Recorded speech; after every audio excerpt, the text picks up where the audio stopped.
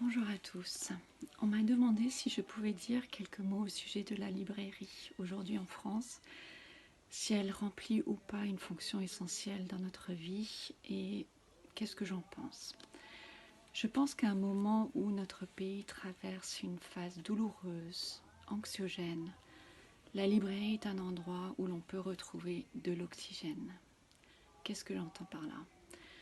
C'est un espace de liberté, un espace physique avec des objets qui sont plus que des objets.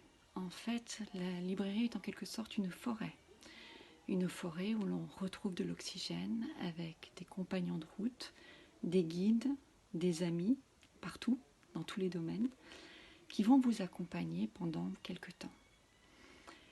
Il m'a semblé important de dire cela. Pourquoi ? Parce que si vous rentrez dans une librairie, parfois vous pouvez faire des rencontres extraordinaires qui peuvent changer votre vie. C'est ce qui s'est passé pour moi il y a plusieurs années. J'ai fait la rencontre de Leslie Blanche dans une petite librairie dans le 11e arrondissement de Paris. Leslie, c'est qui ? C'est une romancière anglaise, la première épouse de Romain Gary, et c'est une femme qui a une vie incroyable, qui a publié son autobiographie dans les années 60, dans laquelle elle raconte sa passion pour la Russie et également sa passion pour un homme qu'elle a perdu de vue dans les années 1920 et auquel elle pense au moment où son mariage s'effondre avec Romain Gary au début des années 60. Donc qu'est-ce qu'elle fait ? Elle prend le transsibérien et elle décide de partir pour le retrouver. Est-ce qu'elle va le retrouver ou pas ? Je laisse la surprise, il faudra lire le livre. Qu'est-ce qui s'est passé pour moi à ce moment-là ?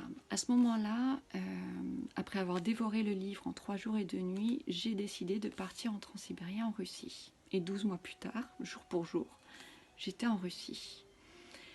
Et après ce voyage, qui a duré plusieurs mois, où j'ai fait plus de 20 000 km, j'ai décidé de rencontrer Leslie Blanche, dans le sud de la France. On s'est enfin retrouvés. Et elle a pu me dire de vive voix une phrase extraordinaire qu'elle dit dans ce livre. Le désir est un souvenir qui espère. Et c'est sur cette phrase-là que j'aimerais vous laisser et vous dire combien c'est essentiel de maintenir les librairies en vie aujourd'hui. Merci à tous. Rallumez les lumières.